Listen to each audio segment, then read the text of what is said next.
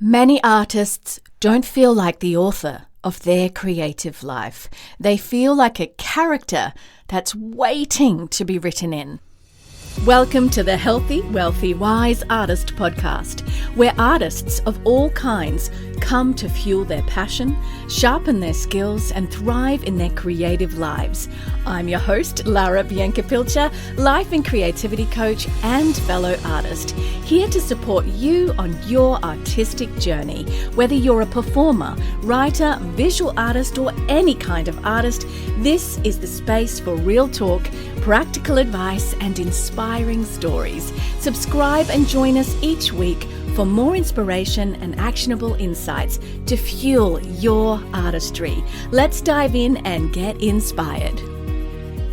Welcome back to Healthy, Wealthy, Wise Artist, the podcast that helps artists reconnect with their true creative identity and build a life around the art that matters. I'm Lara, sat here with a flat white on a cold and rainy unusual day in Atlanta, Georgia, USA. And I'm an ICF PCC certified life and creativity coach, performer, and the author of Audacious Artistry. In this episode, we're talking about something that quietly shapes the entire trajectory of an artist's life. What it means to become the author of your creative life. Because many artists don't feel like they're writing the story of their career. They feel like they're waiting to be written into someone else's story, waiting for the opportunity, waiting for the audition, waiting for the algorithm, waiting for someone to decide that they matter. But creative life was never meant to function that way. Over the last week, I did a keynote at Metro Atlanta Film Summit, and man, did I realize how many artists are feeling the things that I talk about in my book that just released this last week, Audacious Artistry, Reclaim Your Creative Identity and Thrive in a Saturated World. Published by Collective Inc. in London, traditionally, and this book is about how artists can maintain identity and show up in a noisy, busy world with clarity and creative direction. In a world that constantly tries to pull you into noise and visibility pressure and comparison. And if you want to explore how to show up in the world with these ideas more deeply, you can get that book now wherever books are sold around the world or at larabiancapilcher.com/book. Now, the artist struggle. Now, one of the most common patterns I see when I'm coaching artists is this quiet sense of creative powerlessness. Not because you're lacking talent or skill, but because the structure of artistic industries can make people feel like their life is being written by external forces that are completely out of our control. Now, whether you're a dancer, actor, singer, writer, or visual artist, or any kind of creative, there are long stretches of time where you feel like you're waiting. You're waiting for the casting call, or waiting for the exhibition, or waiting for the publisher, or waiting for the next opportunity. And during those waiting seasons, something subtle can happen to us psychologically. Artists can begin to feel like their creative life is happening to them rather than being shaped by them. And when that happens, comparison will get louder for you. Self-doubt within you will grow stronger. Creative momentum on your own life will slow, because when you don't feel like the author of your life, it becomes very difficult to make decisive creative choices. You start to second guess everything. You start to wonder if you're even allowed to move forward. You might even start to no longer trust your own creative ideas and voice. There's actually a psychological concept called agency. Agency simply means the belief that your actions can influence the direction of your life.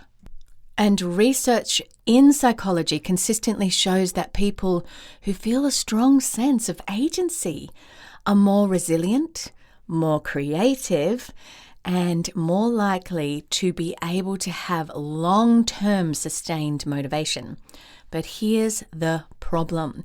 Creative industries often weaken an artist's sense of agency because rejection is common, opportunity can be scarce and feel unpredictable, and visibility metrics can make artists feel like their work only matters when someone else notices it. Visibility metrics are the things that so many of us have bowed our lives down to, whether it's likes or comments or views or watches or engagement, and the places we're showing up because we believe we need to, and maybe we do. There's all sorts of arguments. That's not what this episode's about.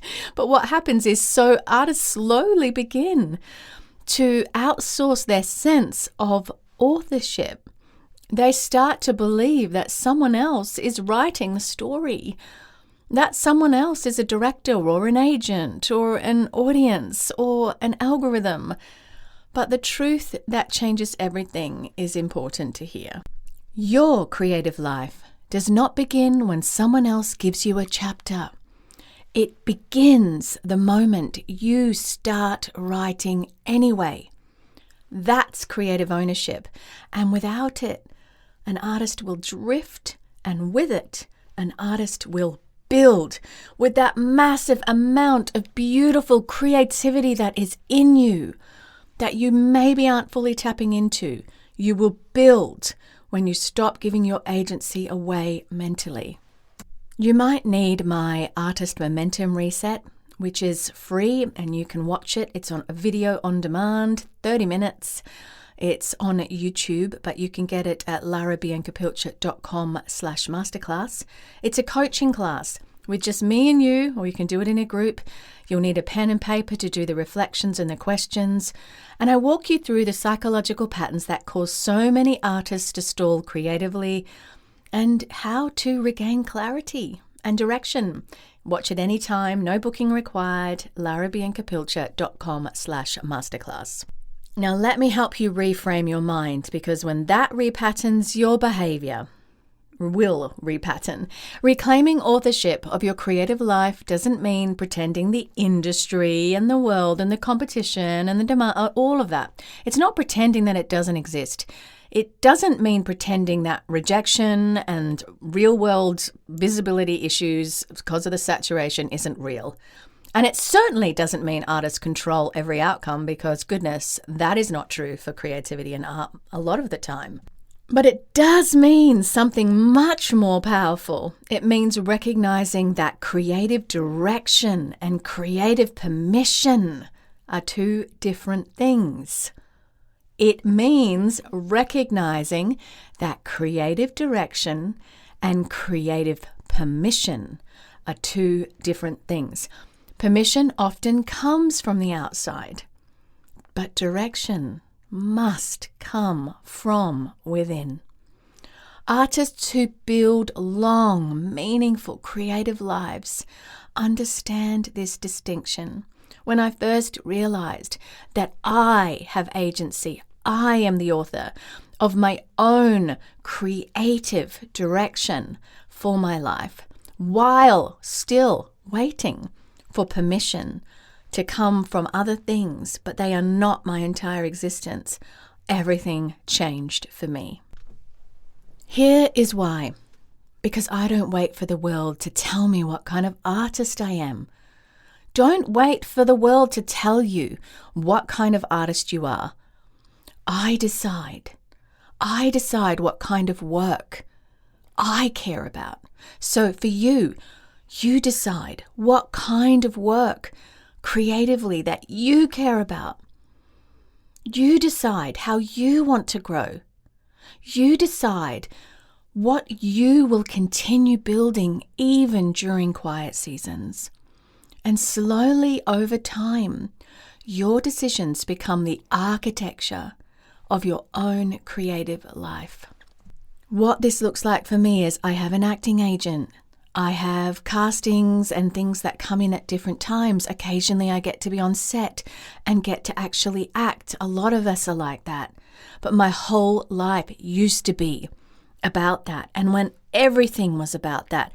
And I wasn't controlling my own creativity. I wasn't accessing the fullness of the gifts and talents in me, and it made me miserable. So during one of the quietest seasons of my creative life, I wrote Audacious Artistry. The book didn't start as Audacious Artistry. It had a different title and was about 4 times as long.